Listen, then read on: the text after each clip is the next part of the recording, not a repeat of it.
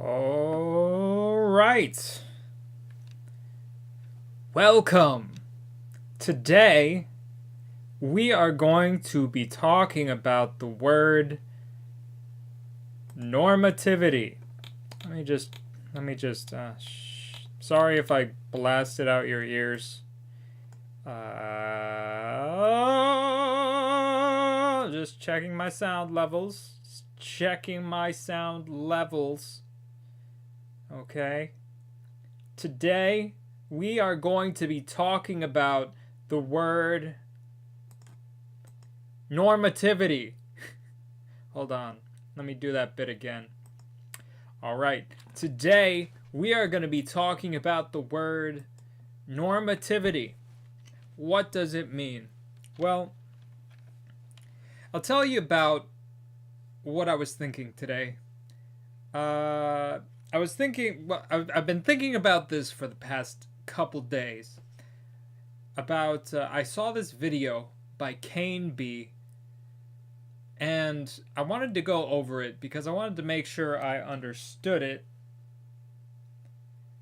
so that I've been trying to have a more grounded sense of my philosophical positions, and I thought I'd watch his video because I want to have all the layers layered, like a layer cake of my thinking. In case you're new to the channel, so am I, new to this whole content creating thing. I'm not sure how much I should really start rambling. I know I'm going to look at this later and be cringing, but I'm just going to go into it. Normativity. Let's stay focused. All right. So, what is normativity? I don't know. We're going to explore this today by watching a Kane B video. I can take my word of the day off. Oh man, let's see. Let me pull this puppy up. Okay, it's a 20-minute video. I don't know if we might, we can double CC it, double playback speed it. Maybe that won't be too annoying. I'm just gonna pop that puppy on the screen. Firefox. Oh, look at that. There it is. Damn it. Stop it. Okay. Philosophy without justification. Let me make sure that I get his name and stuff. Oh, damn it. Listen. There. Kane B. Philosophy without justification. So I figured we would start with this video. Let me see. Oh my goodness, hold on. That was really fast.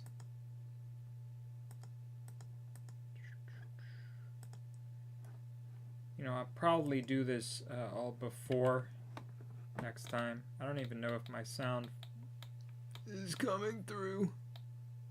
Give me a second. Phone, and I'm not sure when I'm going to get the opportunity to upload this. But I thought I would there it is. Nice. Cool. All right. So, without further ado, the man, the myth, the legend, Kane B is going to explain to us what philosophy is without justification. I'm pretty sure he covers normativity in this video. I can't remember. I only got about halfway through. And this was a few days ago, but we're gonna watch it, and if he doesn't say anything that helps me figure this all out, then I'm gonna have to find something else. But so let me just say, yeah, my project has been, I've been trying to build a document with my formal philosophical positions, right? And there's a space where this is a fun thing to do, where I'm like, oh yeah, what do I actually think? And I can build my thought process all the way down. With all of this in mind, I am very heavily influenced by Vervaeke's lines of thoughts. John Vervaeke, which we will be responding to some of his stuff. I still have like a podcast, like a Lex Friedman podcast to get through, which we might do over stream. But I've been wanting to build out my positions and sort of do this, like build out my positions, act in the world such that my actions reflect my position, and have the experience to inform. I mean, this is the traditional thing. This is like the theoretical empirical process. This is like, practice and theory, right? You have these two things going hands in hand at any given discipline, right? As long as there's some practice element. So what I wanted to do in doing that is inform my position about normativity. And so what Kane B gets into in this is he talks about whether he makes the distinction between justification and reasons. And I want to listen through this again to really try and grok what that even means, because his basic position is something like normativity has no justification, and there might be serious implications of that because we use normativity all the time. And I think he basically boils his perspective down to it's like it's basically social convention, or it's whatever you want it to be. But once again, it's been a few days and I only got halfway through, so let's hear what the man says for himself. And we're starting right now. Talk a little bit about my approach to epistemology. A lot of people have asked me to... Yes, so this is with respect to my epistemic foundations for my thinking process. We are going to start with normativity in that respect. Now, one thing I want to get back to is Vervaeke somewhere makes an argument connecting epistemology with ontology, which I haven't really dug into, and I want to try and like flesh that out as well. It's going to be a lot, I think, of what this channel is me trying to even understand what these ideas are, because I have no idea. But let's try and work it out. We're gonna work this out. Clarify my views here. So the slogan for my position is pretty straightforward. In my view, there is no justification. No beliefs have justification, but there is nothing irrational about believing without justification. Okay, no beliefs have justification, but there's nothing irrational about... Hold on.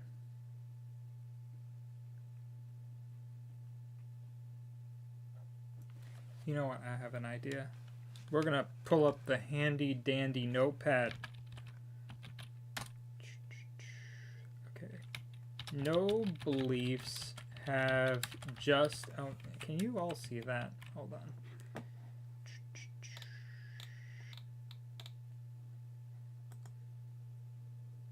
There it is.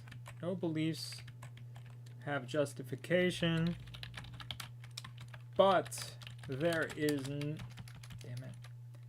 You're going to see all my spelling errors because I use Notepad. There is nothing irrational about that.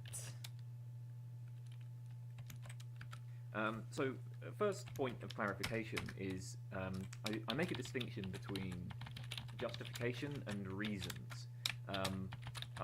Clearly, people have all sorts of reasons why they believe things, and when I'm talking about reasons in this context, I mean answers to why questions. So I can ask somebody, why they believe what they do, and they can give me an answer, and then I'm going to say, okay, well, that counts as a reason for that belief. So and that can be anything, right? Like, so, I mean, in principle, that could be anything at all. But we only have justification for our beliefs if our reasons are good reasons, or the right reasons, or rationally compelling reasons, or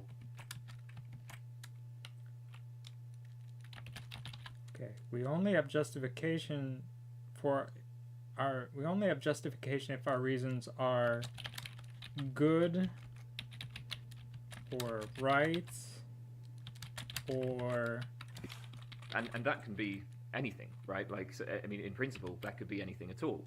Um, but we only have justification for our beliefs for if our reasons are good reasons, good. or the right reasons, or rationally compelling reasons, or something like that, right? Like, the idea is supposed to be that some reasons for belief are privileged in some way. So, for example, I might claim that the moon is edible. And if you ask me why I believe that, I say, well, because the moon is made of cheese, or, well, because I find it comforting to think of lots of little mice running around eating the moon. Okay, well, I've given. Yeah, just sort of reflecting on that real quick. Just sort of what initially came up for me about that was I was thinking about like, okay, yeah, so when does it matter? And there I'm invoking language, right? Like what makes something matter. And I mean, typically what a lot of, I think, philosophy bros and people and uh, anyone dabbling, especially people who are like fans of common sense, they'll jump to, well, consequences, right? So what are the consequences of your actions? You will probably have good reasons if the consequences of not doing something are bad or doing something are bad, and you want to justify something you're doing. I think I was reading that in the brief thing I read, the few sentences I read on a Plato the Stanford philosophy encyclopedia. Um, okay, so these are privileged, and okay, so what I notice comes up for me is like, well, yeah, duh. I mean, some reasons are better than others, and we could probably objectively say that. If you want something, if you're engaging in something, um, you want the positive consequences of that engagement, right? That it's kind of, I don't want to say it's a priori, but it might be a priori. I don't know. I'm out of my depths here. We're in sharky territory, and I am just trying to get my sea legs. So, um, okay, so normativity seems like he's going to argue against that. And I will say that people do justify their reasons kind of snakily. I've noticed this, and I've noticed it with myself. Like, I feel myself sort of wriggling around, grasping at, like, what are good reasons. And it's almost like systematic. There's almost like a systematic process that I haven't quite mapped out with myself that I imagine other people do in a similar way. At least some other people do. I can't speak to everybody, but okay. So I wanna just also remember here. This is philosophy without justification. So he's I think he's only focusing on the philosophy part of this. I think he's primarily wants to explore philosophy without justification, which interesting, but okay. Um, and I don't know that if it's. I was gonna say I don't know if it's reasonable to think in this way in the real world. And to his credit, I don't think he would actually posit that we ought to reason in this way. And that's, yeah, it's kind of hard. It's hard to escape the ought, you know? Like even like therapists, they try to tell you don't be judgmental, don't you know you have to be more open, and there's a reason for doing that. There's a good reason.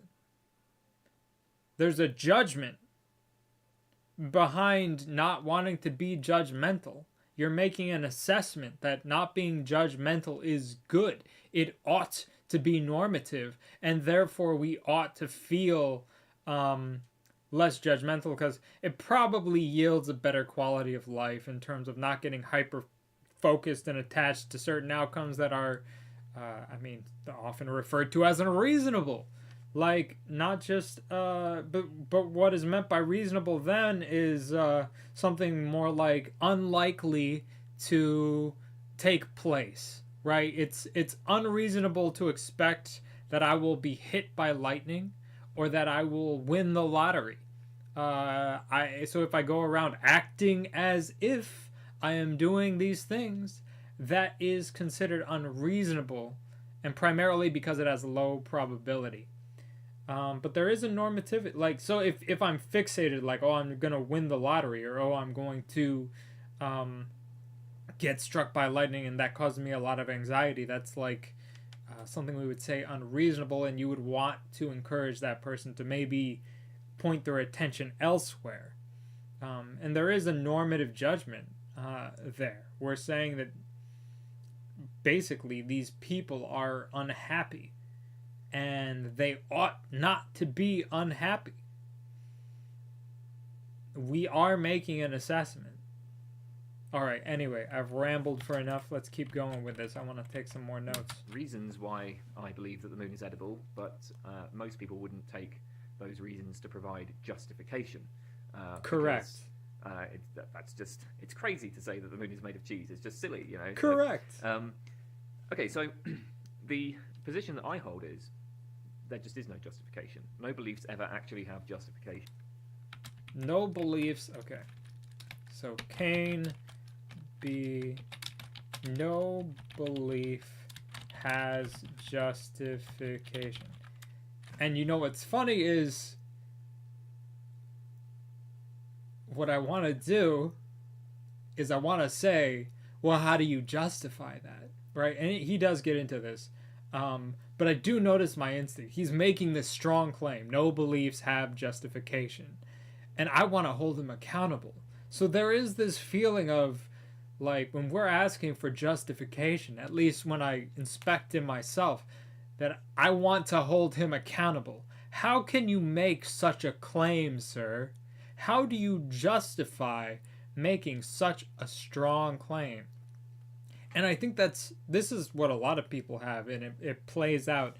And I want to examine that more because it's a weird instinct to want to correct someone who makes a strong claim that we don't immediately get intuitively. So he doesn't give justifications. He does give reasons. Do we trust that his reasons are that this distinction is worthwhile, and that it actually accomplishes what it is he says he sets out to do? I want to know more. Let's find out. So ultimately, there are simply various reasons. There's all sorts of reasons why people believe things. Some of these reasons I like, some I dislike. You know, some of them I approve of, some I disapprove of, and that's all. That's all there is to it. So, okay, why do I hold this sort of position? Well, obviously, I can't give you a justification for that because I don't think there is any justification. Of course, by my lights, that doesn't matter because there's nothing irrational about holding beliefs without justification. But, you know, I can give you some reasons. I think that there's a few different things, but I suppose the main sort of two motivations for this sort of view. First of all, I'm inclined to just reject normativity across the board. So, of course, I've uploaded videos before where I talk about this in the context of moral normativity. You know, I don't think there are any objective moral values. I don't think there's anything, I don't think there are any, stance-independent moral facts. There's nothing that you sort of morally ought or ought not to do, at least objectively. And again, I've talked about that in previous videos. But I reject like just all normativity. I find normativity in general to be just as mysterious as moral normativity. So in the same way that I would say there's no sort of good and bad actions, similarly, it's just as puzzling to me to talk about good and bad reasons. It's just as puzzling to me to talk about what you ought or ought not to do as it is to talk about what you ought or ought not to believe. Again, at least if we're so, like there can be things that I like and dislike, and there are things that other people like and dislike. It may well be the case that I happen to approve of things like consistency and simplicity. And of course, if you happen to approve of consistency and simplicity, if you want to achieve consistency and simplicity in your beliefs, then there are certain sets of beliefs that are going to be better suited to that than others. Again, in the same sort of way, when it comes to your actions, if you happen to care about promoting pleasure, for instance, well, there's going to be particular actions that are better suited to promoting pleasure than others. So one point here is I don't find epistemic normativity, or the idea of epistemic norms, to be on any better footing than the idea of like moral norms, moral normativity. Okay, hold on. I was kind of not quite paying attention. Actions, if you happen to care about promoting pleasure, for instance, well, there's going to be particular actions that are better suited to promoting pleasure than others. So one point here is I don't find epistemic normativity, or the idea of epistemic norms, to be on any better footing than the idea of like moral norms, moral normativity.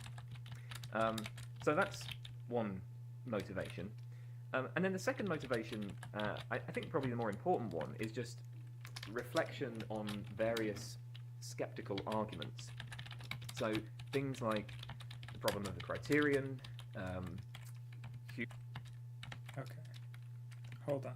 So he said, more importantly, reflection on skeptical arguments. Problem of the criterion. Not something I'm super familiar with. I forget what he said next, but we're gonna go back. But okay, so one, he doesn't believe in moral normativity, which I assume means he doesn't believe in objective morality, which I understand the philosophical community does believe in. So then we would need to examine. So further questions.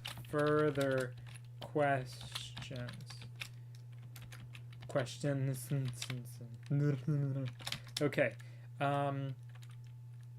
What are the best arguments for moral objectivity? One thing I'm thinking is moral objectivity the same as moral normativity? I mean, so right off the bat, I'm gonna say they're probably slightly different. Objectivity is like, okay, well, given conflicting moral frameworks, like, is one of these objectively true, and how do we know that? How do we justify that? And there's that word again. He's basically saying no, there's not. There's just it's just whatever.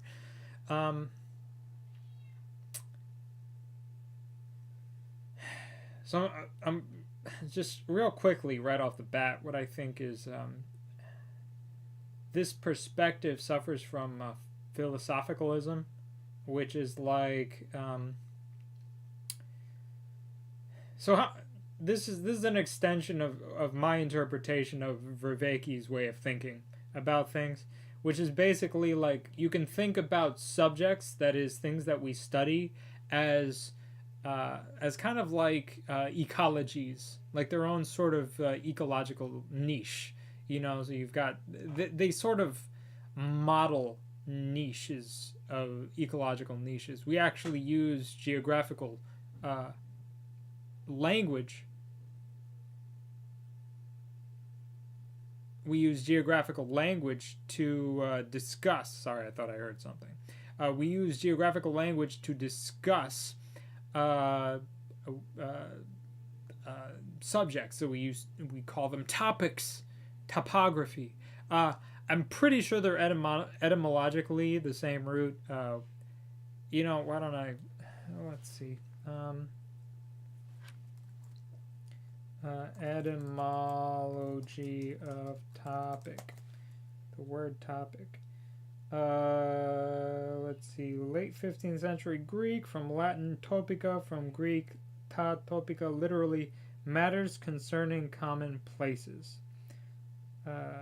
Okay, so that's topography. Etymology. Topography, Middle English, from Latin's topographia.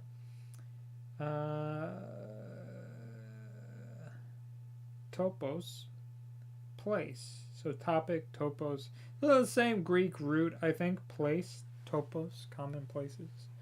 So, all right.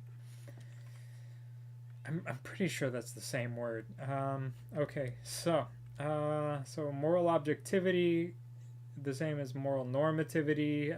I'm saying objectivity would be what is objectively true. So insofar as one tries to have the most objective morals that are possible to have, that would be a standard of normativity, and therefore Cain-B would argue that is not possible, or because he doesn't believe any normativity is possible. And hopefully he clarifies this, because I'm starting to get spun around a bit. So let's skeptical attack on reason. Hume's skeptical attack on reason. We're going back up. So there's the problem of criteria. There's Hume's skeptical attack on reason, and he goes into that. I have reflected on these arguments, and as a result of that, I find that my own beliefs, sort of, my mind, as it were, just runs into this kind of fog. I lose even the feeling that I have justification. So take, for instance, Hume's argument. I have a video on Hume's argument against reason. It's not, I don't know if it's exactly an argument against reason, but it's an argument to the effect that, reason leads to a kind of radical skepticism. I have a video on this, I'll link that in the comments. The way that Hume's argument works is he says, okay, consider any sort of belief that you have, right? So maybe I believe that the sun is the barycenter of the solar system. Okay, so the first thing to note is that this isn't something that I believe with absolute certainty. I recognize that I could be wrong about this. So really I'm making some sort of probability judgment. I'm saying, well, I'm sort of 95%, maybe even more than 95%, maybe I'm like 99% sure that the sun is the barycenter of the solar system. But then, in order to have that confidence, I'm going to have to make an assessment of my own reliability at forming beliefs of that type. So, how reliable am I at forming beliefs about, the nature of the solar system? And, when I reflect on my own reliability, one thing I will notice is that, okay, well, there are conditions where sometimes I'm less reliable. So, I recognize that if I'm drunk, or if I'm stressed, if I'm overcome with joy or whatever, then maybe I'm not going to be so reliable in my belief formation. That's going to sort of interfere with my ability to form beliefs. So I have to I have to determine the contexts in which I'm more or less reliable in general at forming beliefs, and then I have to think about specific subject matters, because I'm going to be more reliable about some subject matters than others. So when I then think about this belief that the sun is the barycenter of the solar system, I ask, well, how reliable am I at forming beliefs about, say, the sun? And this is going to introduce sort of further uncertainty. Maybe I'm because I'm not perfectly reliable at that. But then I've made another sort of judgment, right? When I say that I have such and such degree of reliability at forming beliefs about the nature of the sun, well, that is itself a judgment, and I now need to ask how reliable I'm going to be at forming that judgment, and then that's going to introduce further uncertainty, and this, well, that is itself a judgment. Okay, let me work this through. How reliable am I at judging how reliable I am at forming beliefs? So it's this sort of recursive thing. I don't know if that's fully recursive, because then you have to say, well, how reliable am I at forming judgments about how reliable am I at forming judgments about how reliable I am at forming judgments about the solar system? Which once you get 2 layers down, it's like, how do I follow this, and does it matter? And that is the question we are trying to solve. See, here's the thing: a lot of people this is something covered in Plato. Is Plato talks about how philosophy is seen as useless. I forget which one it is. It might be the Gorgias, about whether philosophy is a waste of time, which he argued against, because of course. So like at some point this starts to feel like we are just, spinning our wheels to spin our wheels. But are we? What if it were the case that we're not? Just because unfortunately you can't escape it. You can dismiss it. And your dismissal is based on something. Probably just fucking because philosophers are annoying. But, that's not... That's kind of like... My response to that is, well, you're entitled to your opinion. But if my normative state is, well, is anyone entitled to their opinion? Is that just it? Well, in some ways, it seems like Kane B is saying yes. And this feels potentially like it lead to an argument of like, well, everyone's entitled to their opinion. And the reason I'm saying that is because if normativity doesn't exist, and we're just basically making value judgments at any given moment, which could be influenced by our mood, our attitudes, or whatever, like our history or whatever, then maybe it doesn't matter. And it seems to... I'm already starting to like lose the thread, right? But I want to get through this video. So he said, we've made a judgment. I mentioned the recursive thing, so we're going back. So we made a judgment about our judgment, and this itself is causes us problems, because how do we answer and make assessments? There's just too much uncertainty being introduced. And I now need to ask how reliable I'm going to be at forming that judgment, and then that's going to introduce further uncertainty. And this, and so what you end up with is this sort of stack of beliefs. I feel like I could write pseudocode for that. So, for each judgment,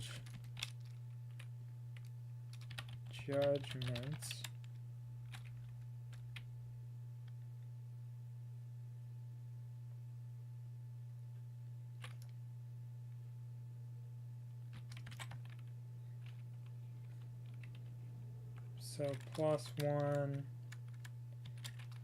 uncertainty. For each judgment, it's 1 uncertainty. So if I did... this is kind of ridiculous. I could probably think this through a little more in detail later. Uncertainty. Uncertainty.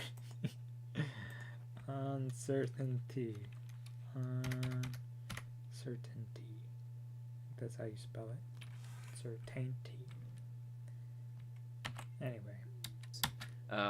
Or this stack of judgments where each one introduces further uncertainty that like transmits down the chain to that initial judgment that the sun is the barycenter of the solar system. That's basically Hume's argument. Again, if that wasn't clear, I have a video on it, which hopefully will make it a bit more clear. But the result of this, but the thing is, like, look, I've reflected on this. I I have done the task that Hume encourages us to do. You know, I've sort of attempted to do this like vertical assessment of my beliefs, and as I mentioned, the result is that my mind very quickly runs into a fog. I just lose any sense at all of having justification, of there like actually being, so I think that the point is that. So I really do think this is the Socratic aporia of like, well, geez, I don't know. I think that is probably what he's referring to. I'm not 100%, but given that he's a philosopher and given that this is sort of like what philosophers do is to run straight forward into a fog, yeah, that's probably what that experience is like. And it's interesting that he's describing it as an experience. Like my brain is quickly goes into a fog, but there's like a sense that it's a felt thing more than just like, oh, oh yeah, I just don't know what comes next. It feels like I don't know what to do. And to me, that's what aporia would feel like. Yeah. So The result of reflecting on these sorts of arguments is I get this really strong feeling that in principle, like any set of beliefs is just going to be based on completely arbitrary assumptions. Like and a whole bunch of arbitrary assumptions as well. You know, like it's not just one or two arbitrary assumptions. It's not just like, well, you know, we take this sort of, you know, a couple of axioms that seem self-evident, and then we can kind of build up the rest of our knowledge on them. No, it's just this like flood of completely arbitrary assumptions, and that just seems to be all we're left with. So so the result of this is I just think, okay, well, looks like we have no justification then. So yeah, I guess it's okay. So because he has this feeling of the sense that everything is just arbitrary assumptions. Therefore, he believes that there is all it is all just arbitrary assumptions. Now, is that a good reason? Well, he's not just saying because he has this feeling. He says he does this work, this skeptical work with Hume and with the basically Hume's argument, and he's saying he's put in the effort. He's run the experiment, and at the end of it, there is this sense of fog, and therefore. That is a good enough reason to feel that every justification is just arbitrary. I'm not so sure about that. Yeah, I mean, I want to finish the video and see what else he says, because this is about as far as I got last time. I have my own thoughts.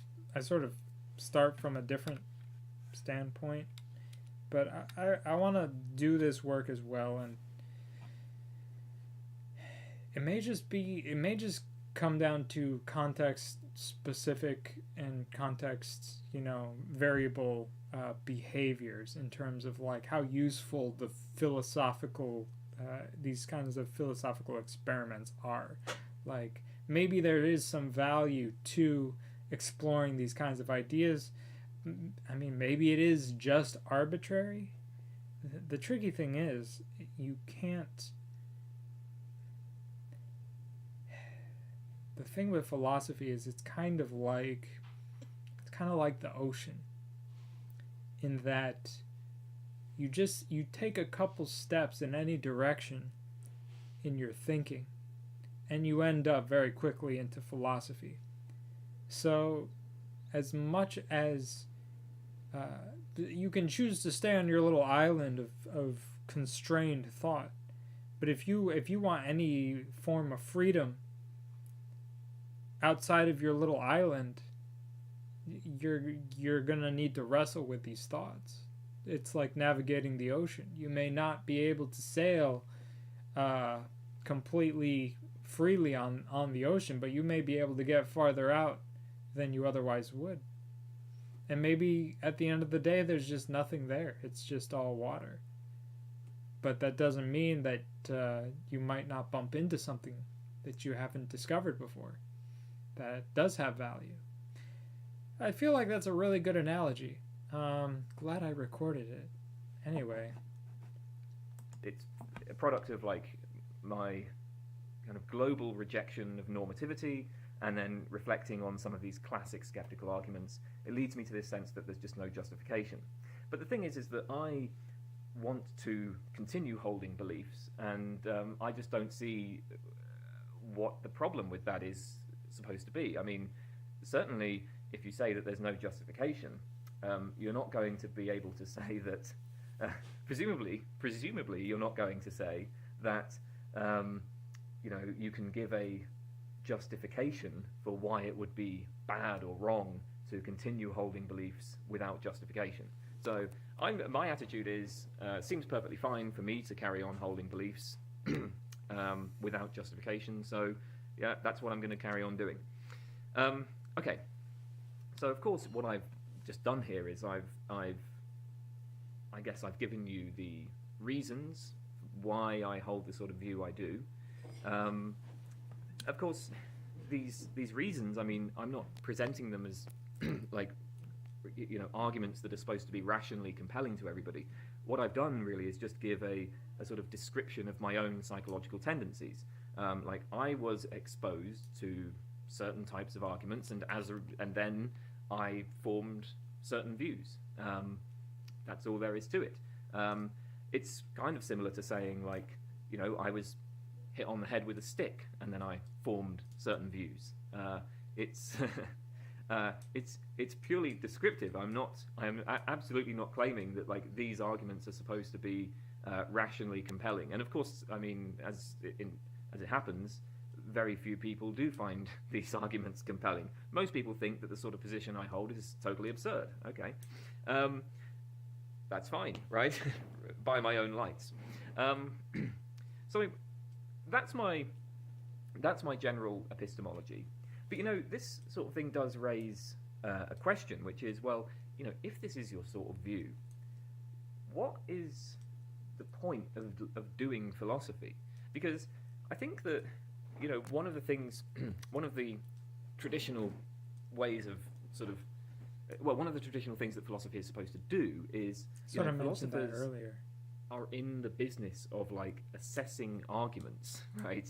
Like philosophers are in the business of figuring out what count as good and bad reasons. And of course, philosophers are operating at the most general level there.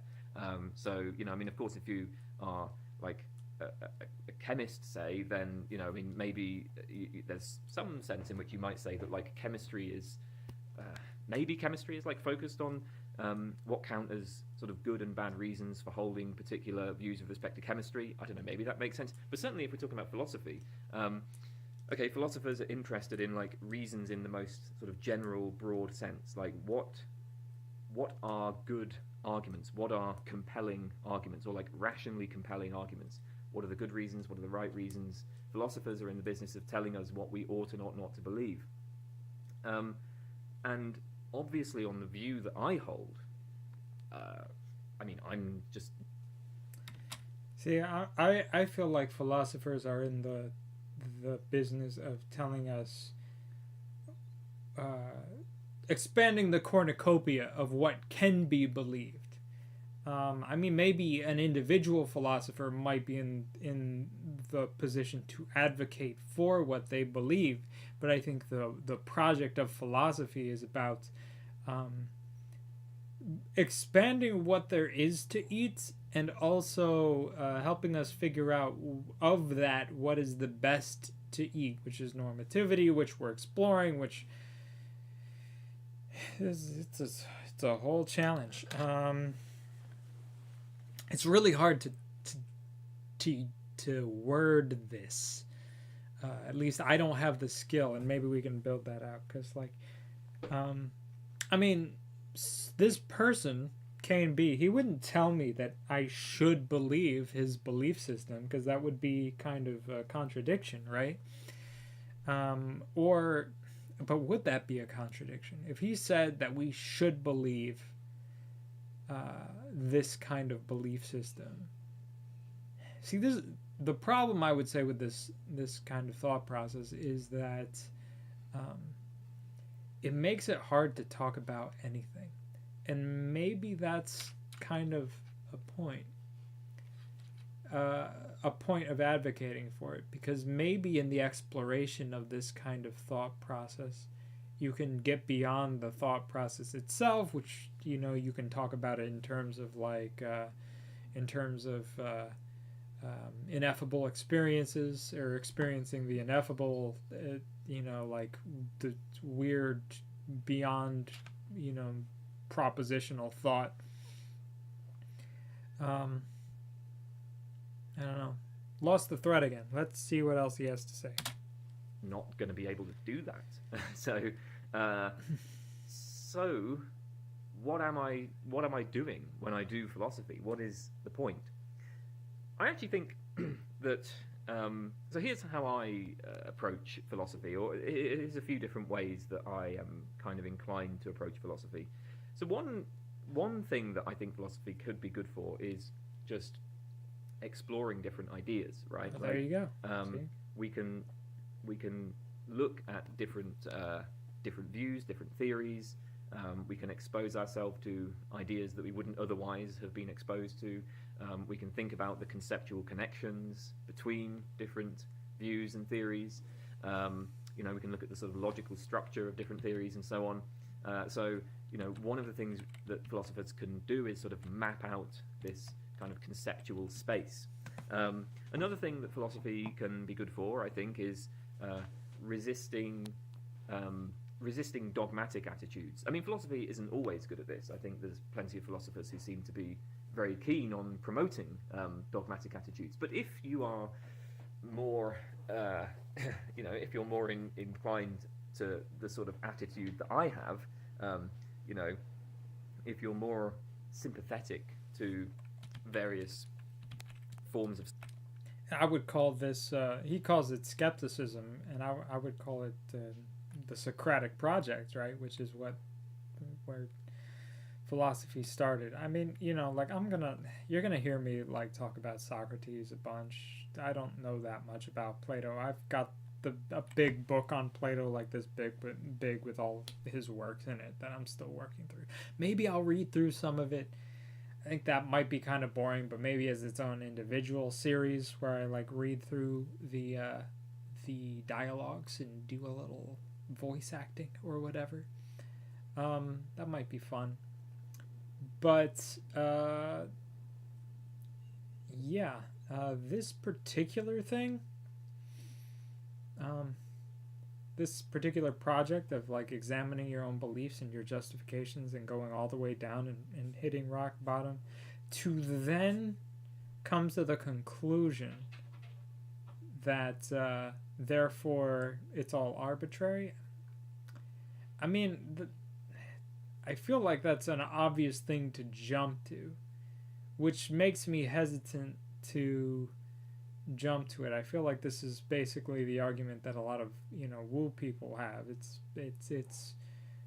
arbitrary justification for their beliefs, and I think at some point, really, what it indicates is that you're just fed up with doing the work that it takes, because maybe there's not as much of a visceral reward for examining down the chain. But my cat's trying to get in.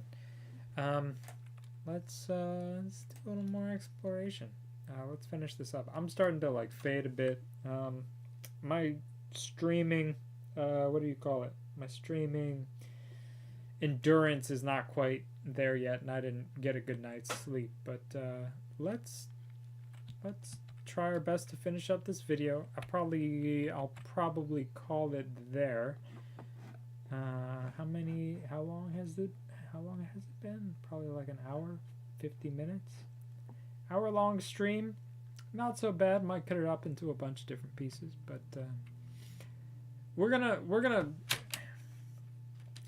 keep exploring this topic. I don't know if I'm gonna get to it more later in the week or what, but I think if we're going to talk about how we live, establishing normativity is a big part of that project.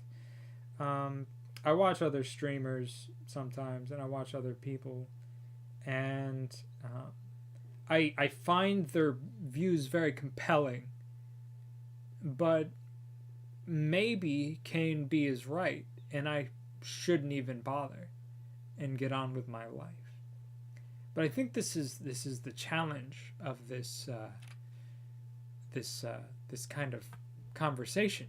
You have to have the conversation. You're better for having had the conversation, at least as I assess it. So let's try and get through it here. Skepticism and so on. Then I think that Let's go back a couple. Is resisting dogmatic attitudes. I mean, philosophy isn't always good at this. I think there's plenty of philosophers who seem to be very keen on promoting dogmatic attitudes. But if you are more, if you're more inclined to the sort of attitude that I have, if you're more sympathetic to various forms of skepticism and so on, then I think that it seems as though philosophy could play the role of resisting sort of dogmatism, and the way that it would do this is, so the thought is, well, okay, maybe philosophy isn't going to come up with justification or with rationally compelling argument or anything like that, but what I can do is I can say things which, from the point of view of other people, might count as, by their lights, the things that I say might count as justifying a more open sort of attitude.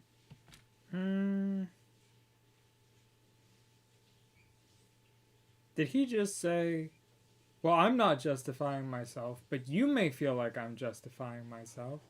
That feels, there's something about that feels kind of concerning.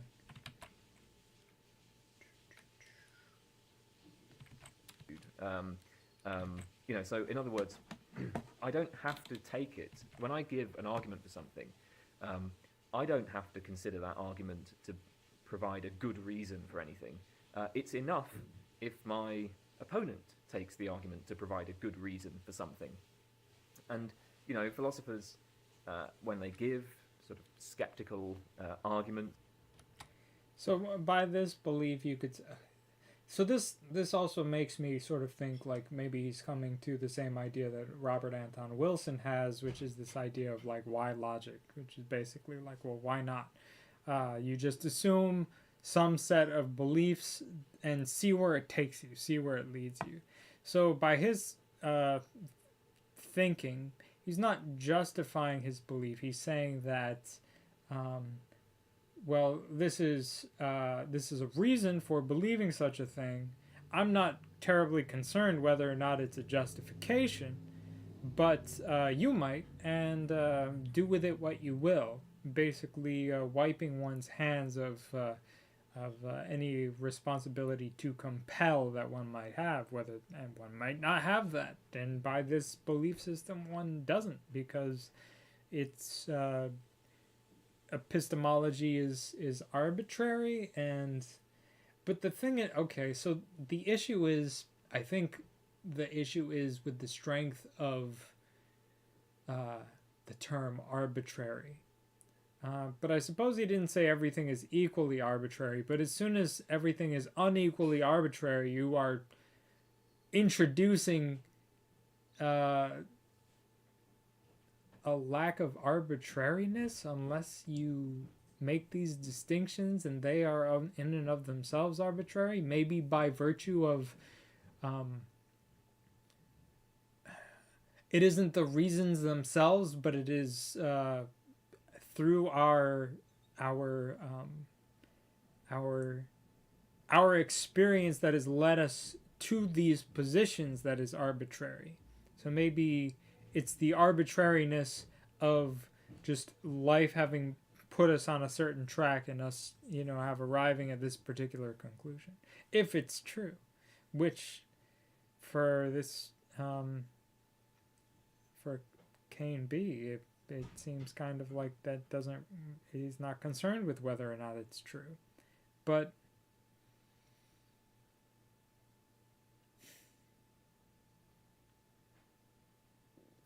there's a through line here. There's a something that this can be boiled down to that I need to distill. Um,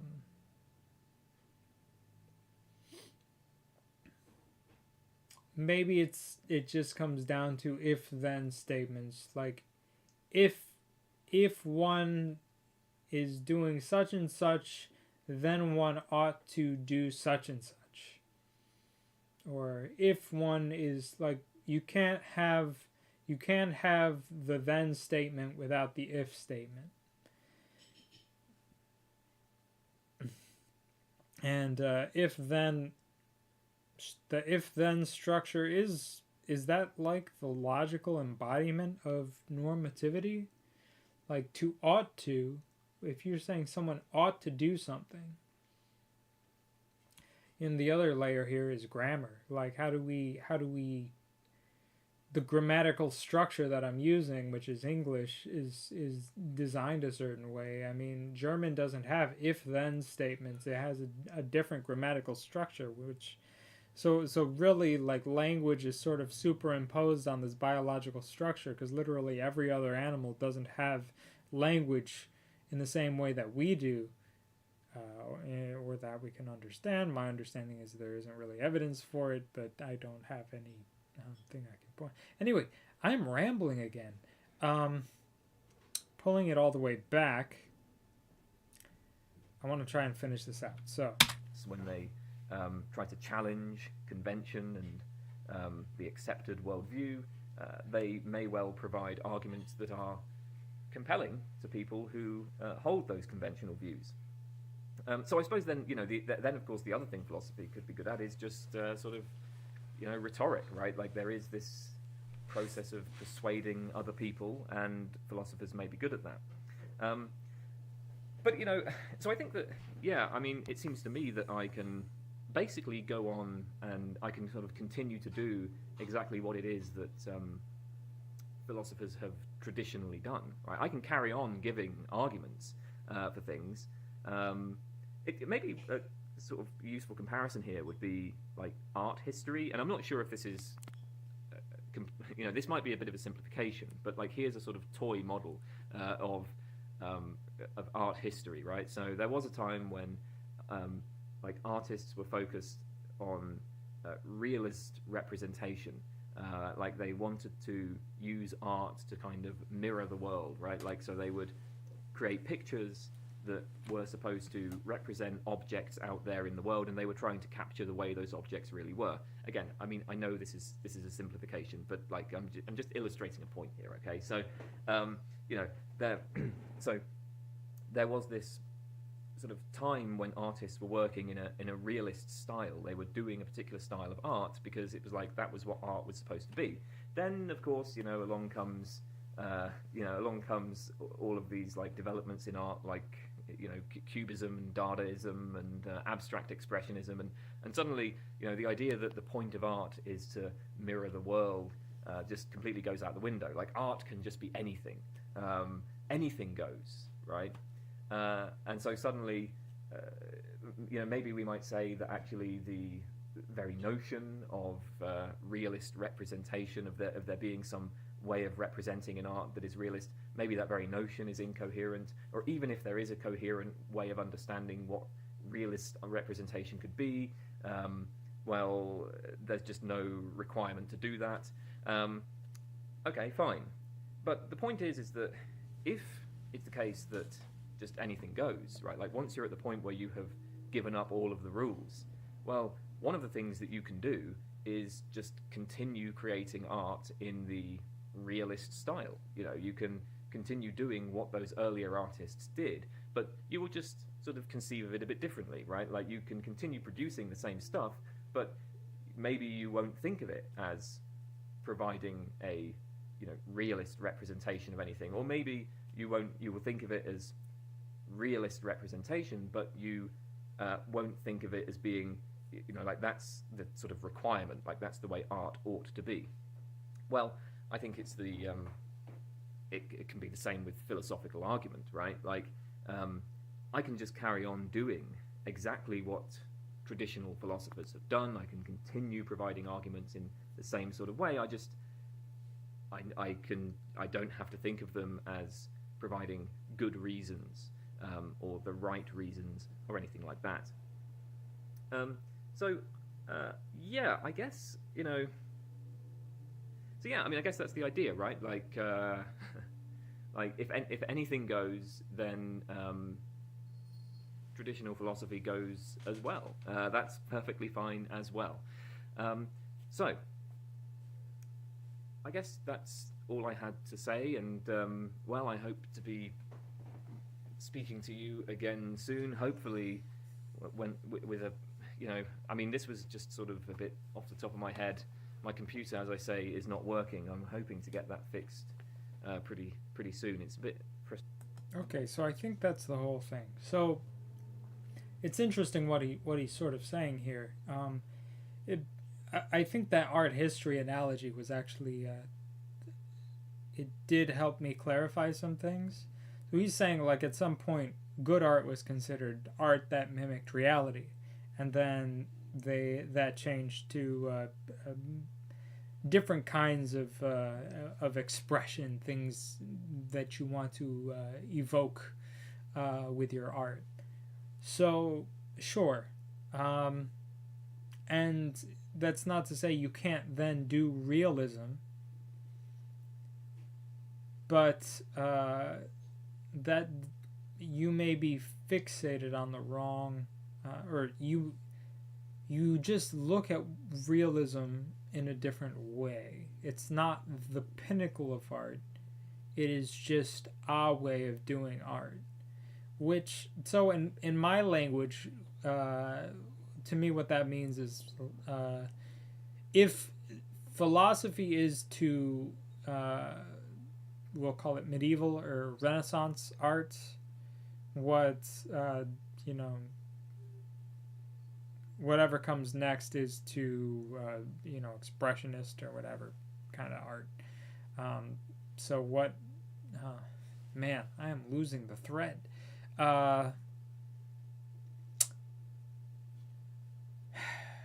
Philosophy would be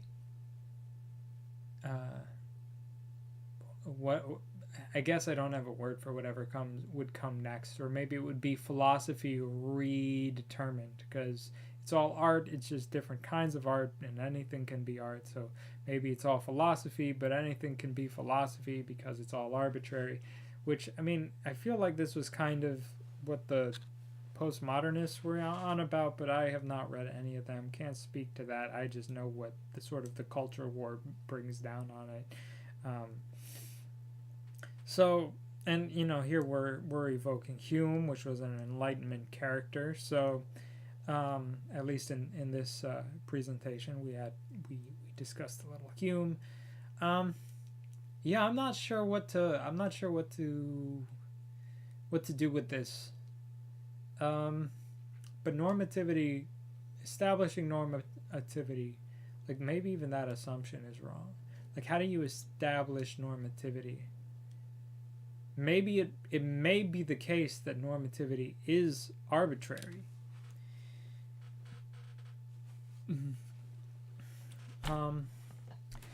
So to sort of summarize,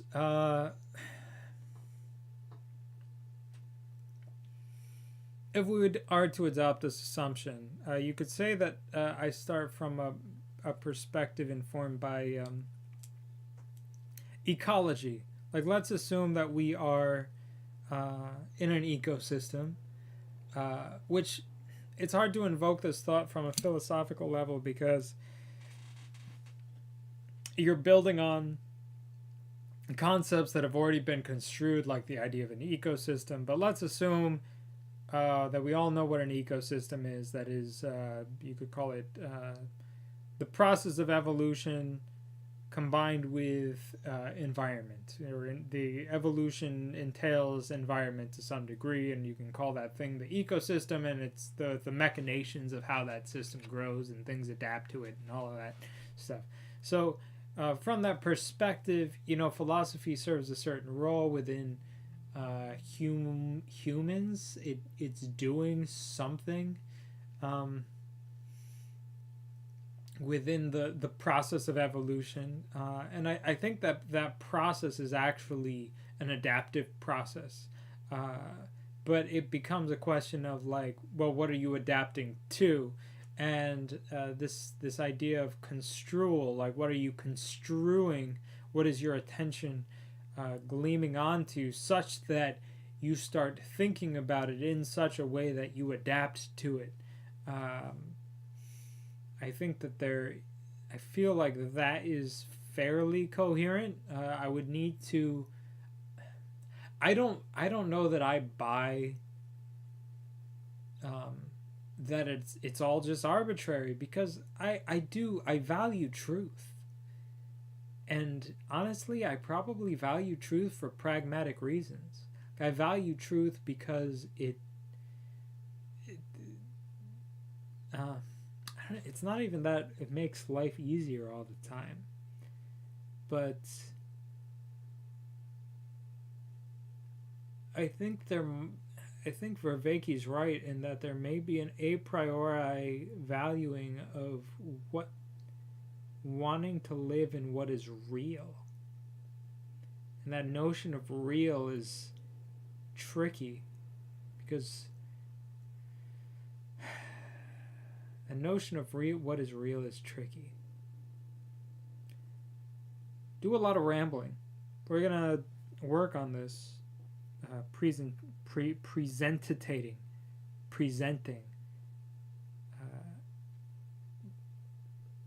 I'm probably gonna call it here because I'm getting tired. I've been tired. I'm getting tired. But this was a good little video. Certainly gave me a lot to chew on. I don't know what to do with this, man.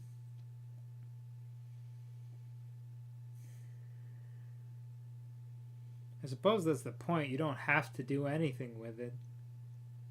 Listen, when I was a kid, I was really into Zen Buddhism. And I feel like it's a similar sort of feeling I had then that I have now, which is, there's value in knowing that things don't matter because they can matter as long as we want them to matter, but that entails a lot.